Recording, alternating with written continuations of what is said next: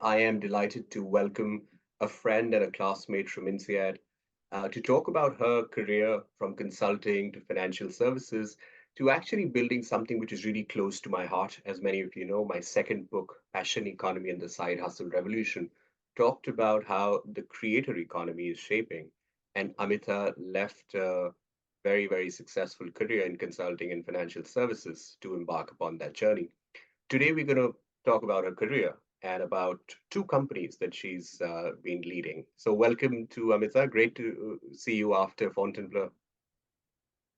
Yeah, it's good to be here, Utkarsh. Good to see you again. And, it was nice to bump into you on the 10-year reunion this past summer.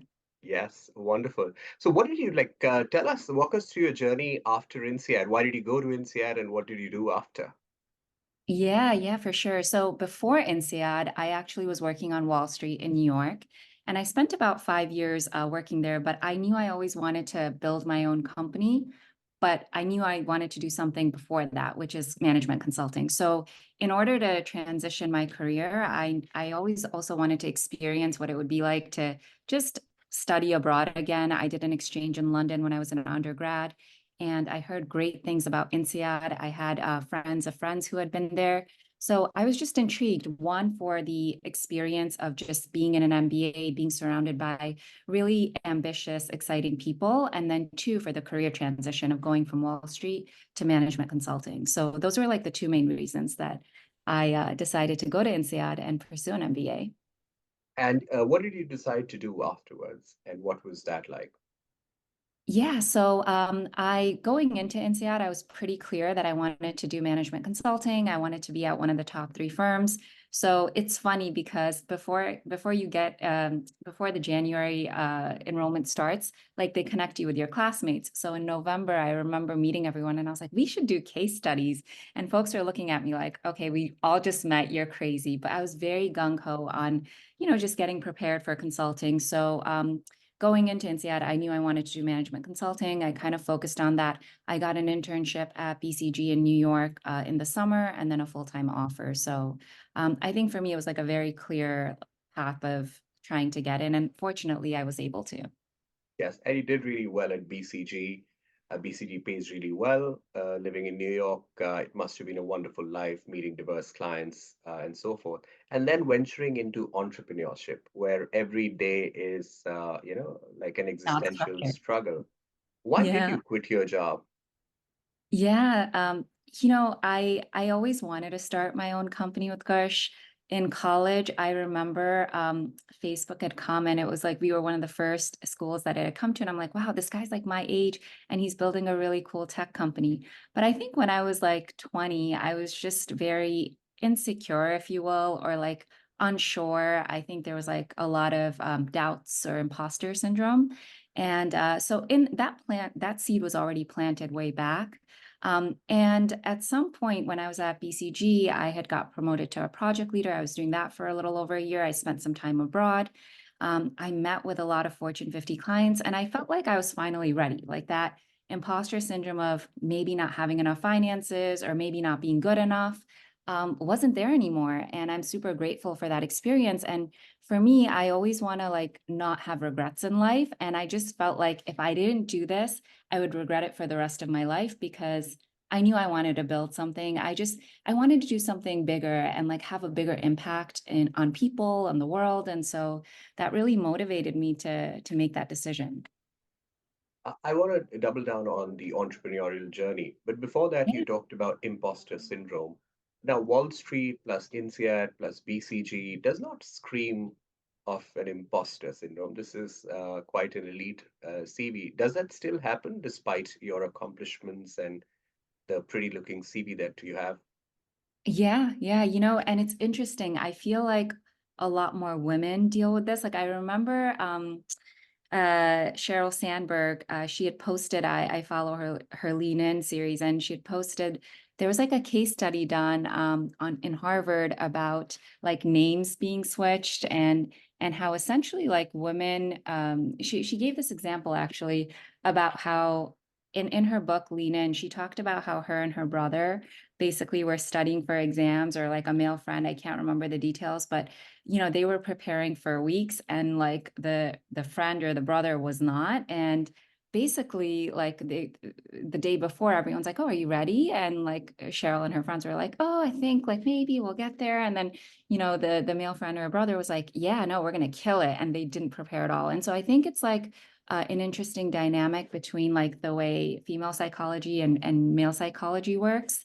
I still feel it to some extent, but I think I keep reminding myself that there is a lot that I have accomplished, and of course there are things that I won't know, but it's just about like knowing that you've done it in the past and you can do it again in the future. So it's a mindset shift for sure, but I don't think it just disappears. Hmm. Well, thank you for sharing that.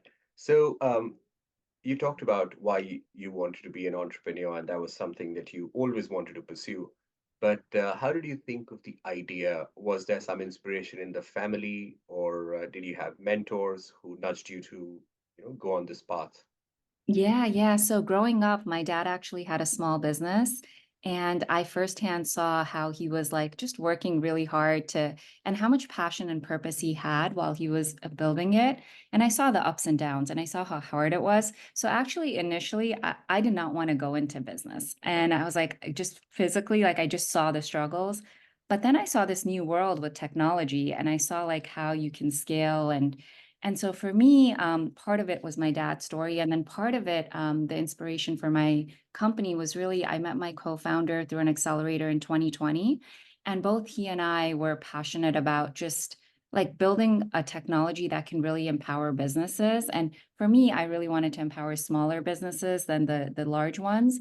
And we started testing different ideas. So my co-founder had been experimenting with live shopping in China. So he was working as a CTO in a startup, but he was on the side experimenting with live shopping with brands and building an app. And so we initially started with that idea, which then had multiple iterations, pivots to what Playback is today.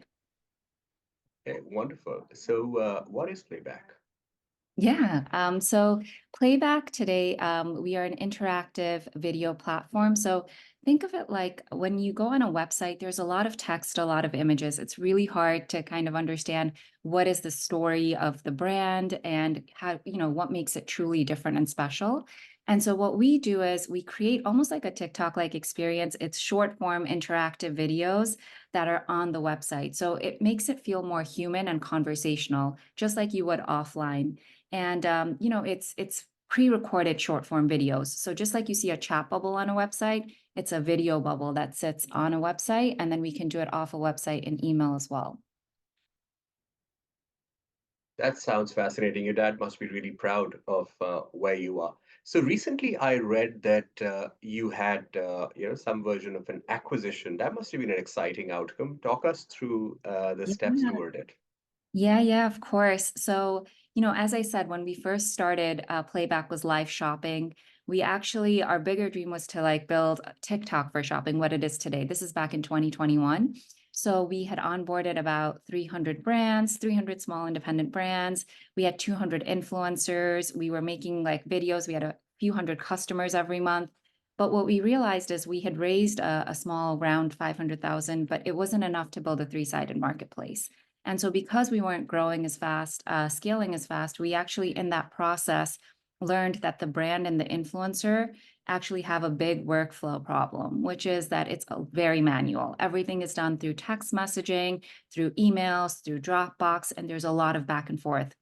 And I personally was doing all of that. And I told my co-founder, I was like, I cannot be like an admin assistant going back and forth, as well as like an agency manager, as well as like being the CEO and running everything in the company. So we had built a tool to manage that workflow process. And as we were thinking of, when the marketplace, the three-sided marketplace wasn't working, we're like, what else can we do? We started talking to our brands, influencers, and they're like, we like this product that we've been using, so we would love to use it. So our marketplace, which was more of, just a model where we took commission, then transitioned into a SaaS product for brands and influencers to work together. And that is the piece of the business that we actually sold last summer in August. it's been a humbling experience. It's been a good outcome for us and our investors, and we're really excited because as we were building this product, we were already looking at like AI capabilities to make it more automated, to almost make a virtual assistant like experience for the brands and influencers. And so that's what we're continuing to build post acquisition. Wonderful. It seems like you found a nice home for the mission, and the company can go forward. Are you familiar with the cold start problem?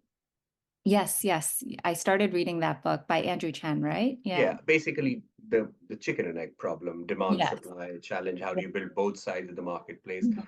Do you Yeah. have any advice for us on what were the highs and lows of solving the cold start problem? Yeah, so when we were building the TikTok for shopping, I think the biggest thing is you have to kind of focus on one side, right? There's like network effects, but when we were initially, for us, it was actually a three-sided marketplace. So that made it even more complex because you had the brands, you had the influencers who were doing the videos, and then you had the end customers. And I think my general advice would be if you're trying to build a three-sided marketplace as a first-time founder, it's really freaking hard. And you definitely need to raise a lot more money than the 500,000 we raised. I think the way that we thought about it, and we made a lot of mistakes with Gersh, like it wasn't easy, but we initially wanted to get the brands on board because without the brands, we wouldn't have anything to sell, right? And then the way we did that was literally like me sitting on the phone, like we had a list of brands, and I would just like cold call, cold call. I made like hundreds of phone calls every single week. And within like the first 2 months, we got our first 200 brands on just like that. So I think it's really being scrappy and just being persistent. I mean, the number of times I got hung up on, it was like, ouch. But then you just keep moving on. You're like, all right, just a bad day, or like this brand's not a good fit, or they're busy, or whatever it is, but you can't let these things get to you, right?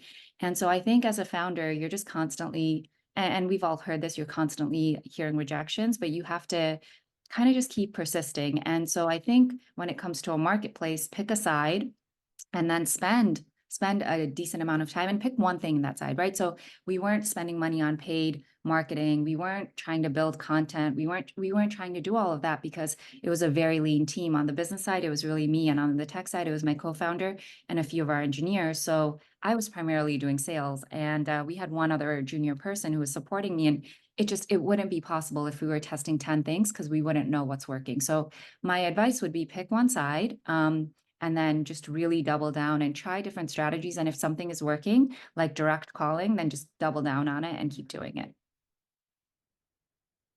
That's really useful advice. It's very difficult to solve the cold start problem when you're trying to solve three sides of the marketplace. Actually, Yeah. I'm not sure if everyone would know the three sides. So demand, supply, people get. But in your case, what made it more tricky?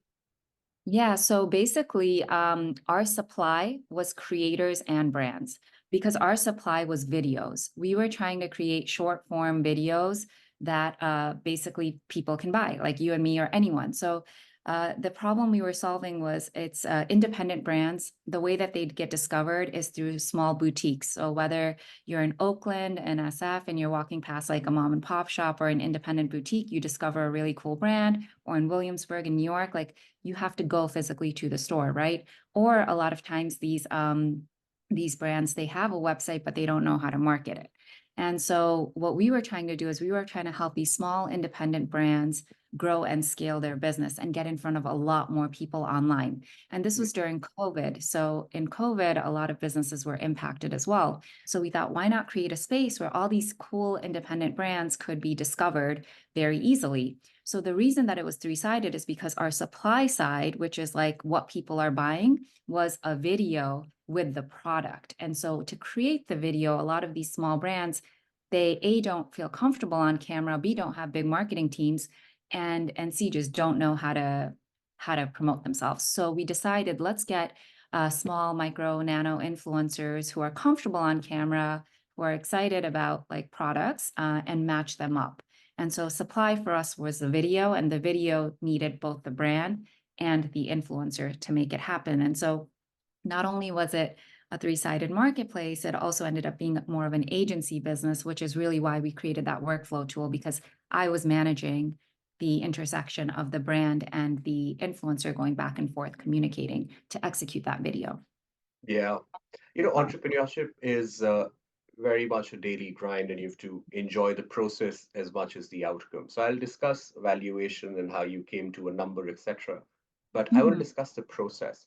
Uh, Yeah.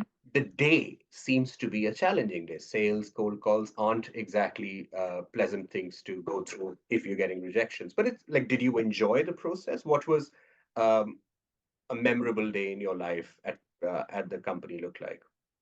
Yeah, so I really enjoy talking to businesses, small businesses. Like I love talking to entrepreneurs because I think to be an entrepreneur, it requires a lot of risk and it just requires a lot of passion. And so for me, I genuinely just enjoy talking to people, but like especially the small businesses and entrepreneurs. One day I remember during the pandemic, I had spent a month in Costa Rica and just every morning from like 8 a.m. to 6 p.m., or 5 p.m., I would just be making calls. And I just remember one day I was making call after call after call, and I was getting everyone to be really excited and saying yes. And I think I closed like 10 or 15 brands that day. That to me Wow, was what a day. yeah, it was super exciting because when you feel that momentum of just brands being like, yeah, this is like something that I really need and I want to grow my sales, and you're offering them a solution. It's just so exciting, and hearing their own journeys of why they created the products they did was really exciting. So I remember those days being like some of the highlights. And I think another day for us was when we launched our first video, one of our first videos. In the first week, we had one brand. It was a small independent brand that did over 180 orders on the first like 24 hours of the video launching. And so that to me was quite exciting and validating. And the brand was excited, the creator was excited. We had 180 new customers all in less than 24 hours within the first week of launching the marketplace. So it was really good momentum. Yeah, that sounds really exciting. Tell me, when you saw these customers making sales, having the kind of an impact, you must have thought about your pricing strategy a certain way. Do you want to Yeah. tell us how you went about doing that? And in hindsight, would you have done it differently? Yeah. So I mean, if we're still talking about the marketplace idea, the way Yes, that very much so. yeah. So our pricing was basically a percentage. We took a commission, so it was a percentage of the sale. And typically that's what marketplaces tend to do. So they'll either charge like a flat fee to be on the marketplace plus like a take rate is what they call it, a Yeah. percentage of the sale. Or they'll just charge the take rate. And so for us, we really wanted to, we were in the early days, we didn't want to charge a flat fee, especially because these are small businesses. We decided just to do the take rate, the commission route. And if you look at marketplaces, marketplace commissions, they can range anywhere from like 5-10% to 25-30%.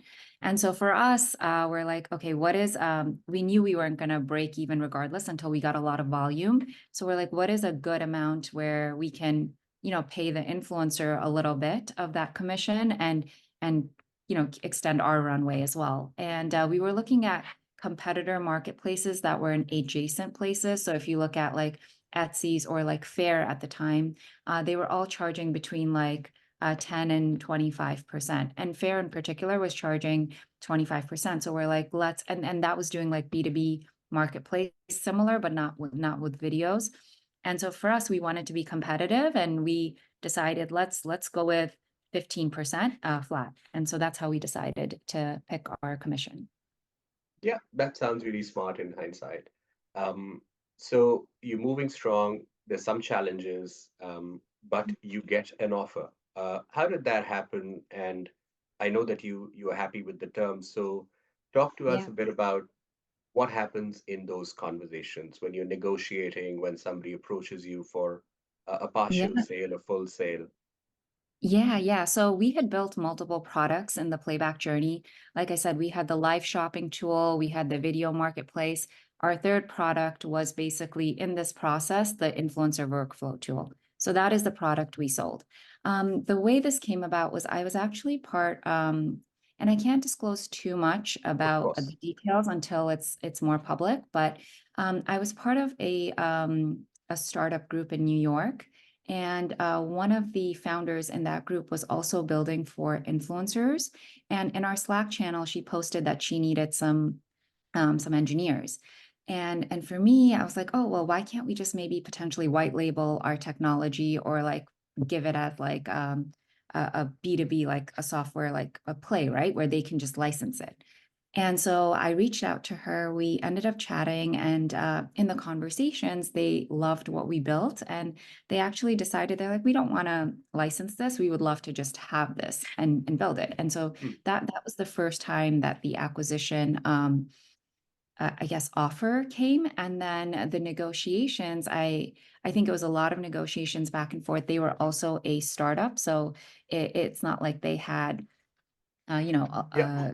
millions and millions of dollars, but I wanted it to be a good outcome for my investors, for our team, and then also like wanted it to be fair for them too. So we negotiated I mean, there was a lot of back and forth between how much equity we would get, how much compensation we would get, what would the terms be. And so for me, what I did was like I tried to be creative with the negotiation. So balancing the equity and the cash portion based on like the needs, and then also like being able to the time investment, right? So I negotiated that I would still be able to work on the video pieces if I needed to, or like something else on the side, and my time would be split.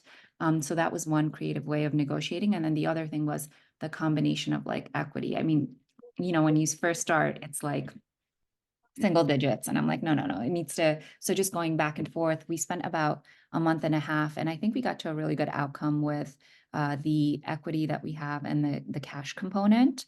And then again, like I'm able to still, like we were able to keep the playback name, keep the website, keep just transition all of that out, and then do a full acquisition to this company for yeah, for moving forward. So I think it's a combination of like equity, cash, and then your time and what else you can do with Yeah. the other products that you've built in the process. So we carved those products out. We and then decided that we could keep the name. We could basically have our time split, but where it's like a win-win for both companies and both are doing well. Yeah, I think the broader lesson for listeners is that you want to optimize for equity, insurance, and freedom, because that's what you got. Um, Yes. Yes, you summarized it very well. Exactly. so Exactly. it's for anyone who will listen, I think it's an important framework to keep in mind. Acquisitions are never straightforward. There's always a lot of back and forth. A lot of it cannot be discussed, but these are the broad principles people might want to keep in mind. Yep. And always think creatively, right? And the first number is never going to be the last. We know that, but I think one thing I really like is, Chris Voss. We've listened to when we've also done negotiations with Yeah, Rossio at INSEAD. You really have to like just be smart and bold, right? Like know what you have to offer and have a number in your mind. And sometimes you start at a number that's much higher, and then you work your way to achieve like the number that feels fair in your mind. yeah, absolutely. And for negotiation is really important. Keeping your minimum threshold and being bold truly helps, and being able to justify it.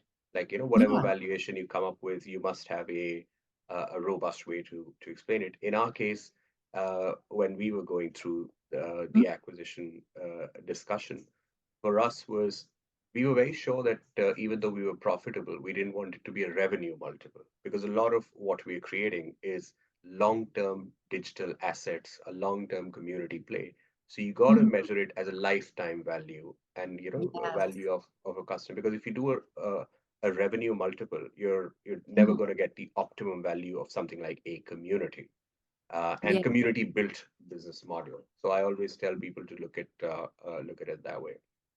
So Yeah, I Amita, think this, yeah, yeah, just one more thing to add. I think part of it is also like how much time you're going to spend beyond like post acquisition, and then what do you and your team bring. So for us, like our tech team also is working on the acquisition, right? Like post acquisition, they're still with us. So you're getting a full built team, which has a lot of value, that's worked together for a certain number of years. So you kind of have to look at everything, not just like the revenue or the longer term assets, but the people themselves Yeah. as well, the value they bring.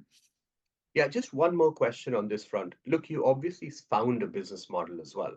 If one company wants to acquire you, that means in theory there are other companies out there as well who would want to white label it or like Mhm. acquire it for even more when it grows. So what was the conversation? There's no right answer here, but what Yeah. was going on in your head? I think for us, 2022 was a difficult time to raise. I remember just because we had raised 500,000, that lasted us 3 years. We were being very minimal. I wasn't taking a salary. I was using my savings primarily for those 3 years. And so I think it Wow, you became, took no salary for 3 years? yeah, yeah. I mean, I Goodness was me. living at home for a little bit, and then I did for like 6 months. I would say like the last 6 months, but because I moved into the city, and New York City is just very expensive. But I was using my savings primarily, and even then, it was just a lot. And so, I think for us. A big part of it was we were running out of money and we wanted to see a home for this place, right? Like we built a really cool product and we knew the potential of this product. So I remember February of last year, like I was like, how am I going to pay my rent in April? Like I just didn't know. And I was doing part-time consulting for another startup, which was helping pay the bills and helping fund and keep the startup afloat. Yeah. But and that's really why we decided, hey, could we license our technology to multiple brands, multiple startups? And when I saw that Slack message, I'm like, this makes sense. Like we can actually get more of like an enterprise revenue. And so for me, like the acquisition really was like, we didn't want this product to just die because it's a really great product. And we wanted to continue to help like brands and influencers like with this workflow and with the AI capabilities we were building, it was truly unique and special. So for us, the acquisition was really like a way to save the product and then continue to have the financial, like the freedom to work on other things and have financial, compensation for my co-founder and our team. Yeah, well deserved at that, and congratulations, Amita. When I read it in the news, I was really proud and happy to see you take it forward. Thank you. And congrats to you too. I mean, it's exciting what you're doing here with the community and your acquisition as well. Yeah, I was also very sure that I was happy to sell a part of the company, not the entire company. And Yeah. it helped that it was a unicorn, so you can be really flexible with, or at least you can be more bold with your asks. So that was the clarity definitely helps. Mhm. But you and I have this in common that we sold a part of business, or there was some part of it that's still going. But I'm really excited about the phase two of Playback Mhm. as well. And I Yeah. stumbled upon a video by the co-founder of Morning Brew, Alex Lieberman, where you Yeah. did like a fantastic 1 minute pitch. I was like, now that is a mini masterclass on how to pitch. Do you mind doing that one more time? Because I was blown away. I mean, I've spoken to you hundreds of times, but that pitch was truly spectacular.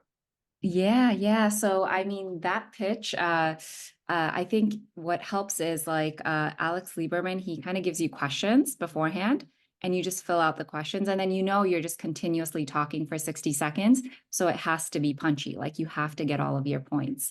Yeah, The way that I prepared for that was like in my mind, I mean, this is the consulting brain coming in. I'm like, okay, what is the one liner?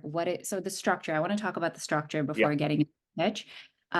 It's really like you start out with a one liner of like who you are and what your company is. And then it's like you want to go into like the problem that you're solving. So really like be punchy, one or two sentences on the problem and then how big that problem is. And then why like you started it and then pick a line on the solution and then give some examples and then close out with the vision. So I think for any pitch, if you have a couple of key points in your mind and you just practice it a few times, like anyone can do it, it's possible. But laying out that structure or that outline is really important. And I mean, I've been pitching Playback for like hundreds and hundreds of brands. So for me, it just felt like pretty natural. But I would say like the advice I would give is like, you kind of want to practice a little bit and have a structure in place, which is typically like a one liner on who you are, what your company is, and then a one-liner on what the problem is that you're solving, who it is that you're solving for, how big it is. And you can do all of that in one or two sentences. And then what is your unique solution and why? And then give a few examples of companies you're working with, the traction that you have, and then close it out with your longer term vision. Yeah, we'll put that link in the show notes, but strongly recommend people to check it out. You also talked about your what the MRR could be in the coming Yeah. months, which I also thought was a very effective way to show that the traction is on your way. So really well Yeah, done. I'm happy to do the pitch if you. I don't I have it would like. love that if you don't mind, because I Yeah. want people to really see what a 1 minute effective pitch looks like. Okay. I'm happy to do it. I like haven't done it in a while. It's been a month or two, but I'm happy to start. Okay, so here's the pitch. Hi everyone, I'm Amita. I'm the CEO and co-founder of Playback. Playback is an interactive video marketing tool that helps brands increase their sales and conversion. So today, there are 33 million small businesses in the US alone, and many don't know how to promote themselves or really show what makes their product unique or different. Playback helps these small businesses increase their sales through short form interactive videos. Think of it like a TikTok like experience. Growing up, my father worked and had a small store. So personally, I've seen the struggles that small businesses face, and I've worked with over 300 brands that struggle. And I think video marketing really is a unique solution that puts a face and a story behind the brand. We've spent the last couple of months onboarding small businesses like Paro and Toffee Shop, and have, I guess we've spent the last several months onboarding Paro and Toffee Shop, and are on track to do 10K MRR in the next 6 to 9 months. Our vision with Playback is to really help every small business share their story through videos. We know that video content is something that resonates with today's generation, and I want to see every brand, just like my father's, be able to grow and scale through video, through videos. It's not perfect. Fantastic. That's what it was. No, It was it's something. so helpful to understand the structure and then get a really, really effective 1 minute pitch. I mean, you know how difficult it is to do justice, because as an entrepreneur, you always think, oh, my company also does this. My company also does Yeah, this. How can I just call it a video platform? How can I just call it a mentorship platform? How can I just call it X? But yeah. synthesizing it and putting it with numbers and a story is really important. So I think this will really help our listeners, and a very, very large number of people actually tune into the podcast from around the world. So I think they will benefit a ton from They it. should listen to the video. It's a little bit better on Alex's. I stumbled a little bit here, but My team will structure definitely is, put that yeah. in the link. It's fantastic. So Amita, so you're building it. You are on track to get to 10K MRR. For anyone who's built anything, 10K MRR is a very important milestone, because if you don't get there, you obviously cannot go farther. But Yeah. 10K is a very good indicator that the market values you above a certain threshold. So you're on track to that. What would it take to 10x it? And how are you thinking about hyperscale? Yeah, so I'm actually not thinking about hyperscale because right now I'm working on both the acquisition, the influencer workflow tool as the CEO, and I'm working on Playback, right? So for me right now, the main thing is I think in the past, when you think about just the VC landscape, it's all been about growth, growth, growth at any expense. And you see so many companies that are folding, companies that I just recently read about Pitch, that, Yeah. they're having issues. So like you see really big companies that have scaled quite extensively, but they're not able to continue that. And so for me, the mindset is very different. I actually want to go back to the basic fundamentals and build a business that works, that is profitable from day one. And that is what I'm trying to do with both these companies. And so therefore, I'm not thinking of how to like hyperscale this. I'm thinking about how to gradually scale it so that we can build an amazing customer experience on both sides, right? So every customer that comes in, every small brand that's using Playback has an amazing experience, is seeing returns, and we're able to eventually like cover our costs, right? So the team right now is very lean. We're not profitable today because we have a handful of brands, but I know that we're going to get there, and the way to get there is really slowly build, right? I don't want to hire a ton of people. I don't want to be able to like have crazy expenses, paid marketing. We're not doing any of that right now. It's really just me on the phone talking to small brands. And actually, the Alex Lieberman video really helped. We got about 20 more, brands just within like 2 days that reached out to me. So I think just doing more things like that, being in front of audiences where your customers hang out. So one of the interesting things we learned is home services and real estate. I mean, these are small businesses that I wasn't even thinking about, but post the Alex Lieberman with video, those folks reached out to me. Now, a way to kind of scale, which is not spending a lot of money, is being on these podcasts where home services folks hang out or real estate professionals hang out. And now you're basically able to get in front of their entire audience. So I would say do things like that that are free. And again, I would pick one or two things similar to when we were building the marketplace. Direct sales was working for us. Right now, it's a combination of direct sales and potentially being on podcasts that have the communities that we're trying to tap into. So yeah, not thinking about hyperscale, but really thinking about sustainable growth without hiring or paying extensively for ads and marketing. That's so important. I don't know if you know, Network Capital still doesn't do any paid marketing. Oh, We, really? yeah, we don't do any paid marketing because, ever since, even before the acquisition, even before funding, Yeah. for many years, I did Network Capital as a side hustle, as a weekend project stuff that I did on on nights and weekends, and we were profitable in the early days. I discovered that the lifetime value of a community that's truly energized and that comes for the value of the product is significantly higher than paid marketing can attract. And I understand that it may not be the case for every business. For us, the most important metric is a lifetime value. How much Yeah. can we impact the influence of one person, one organization? And typically, that's not you're not typically buying a service for one short-term outcome, like test Mm. preparation, for instance. Yeah. And I've always found that we managed the pandemic reasonably well, and Hmm. even now, where we can, we choose not to. Instead, we want our community to be our biggest champions. Yeah. So it's glad to see that approach. Have you heard of this company called Gumroad? Yes, I have. Yes.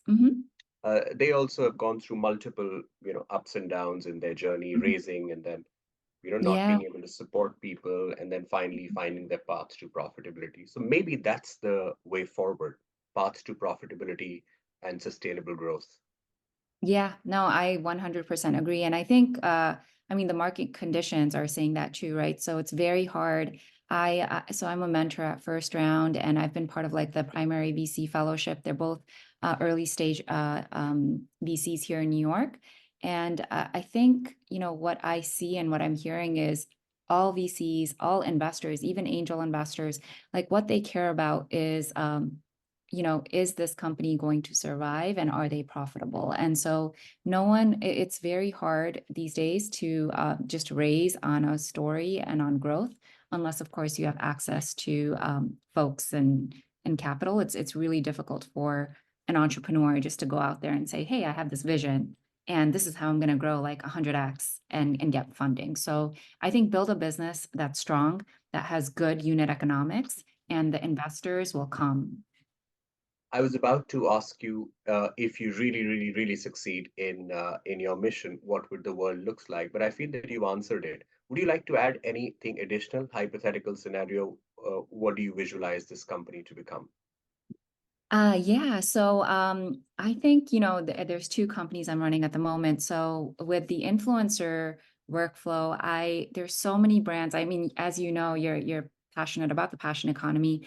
I think that there's going to be so many people that marketing is fundamentally changing. It's really through people, not through just ads that are pretty and fabricated and things like that. And so I think with the influencer management workflow tool that we're building, I imagine a world where so many companies, not only consumer product companies, but even B2B companies are actually marketing themselves through thought leaders and influencers, and they're really able to do it seamlessly without a massive team, without a lot of operational headache through our AI virtual assistant that helps them manage that back and forth. And they're able to do that at scale and promote themselves. So I see lots and lots of brands, both not only on the consumer side, but on the B2B side too, with tapping into LinkedIn professionals and so on to manage that skill of getting your word out through people. And then on the playback, the video side, I really just imagine a world where it just feels like you would offline. Like, you right now, like you and I are not in the same city, but we're in this video chat. And I very much feel like I'm in the same room as you.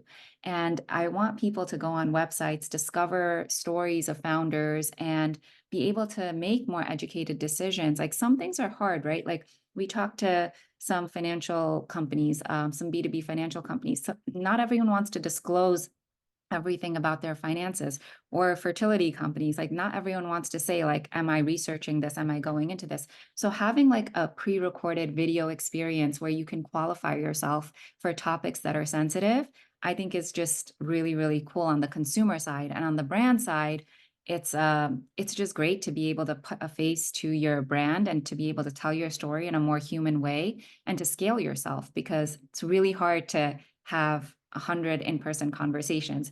How can we do that through like a few short recorded videos that the world can then see? So I'd love to see both these products used by hundreds of small businesses, larger businesses all over the world, and the consumers having a really good experience on the receiving end. Small businesses make up, the largest chunk of the economy. One of the companies where I'm an investor and an advisor is building LLMs specifically for small businesses. So Oh, that's where the future is. yeah, yeah. Now I love it. Tell me, Amita, is there anything I should have asked you that I didn't, or any parting thoughts before we open it up for audience questions? I think you ask good questions. I would just say I would love to see more. What really motivates me to build is I want to see more women of color just building billion-dollar companies. And I mentor women at First Round and just outside like founder friends. And so I that really motivates me, and I want to see more women do this. So if there's anything I can do to help folks, I'm happy to always. You already did through this. Thank you so much, Amita. Look forward to having you back. Sounds great. Thanks, Utkarsh.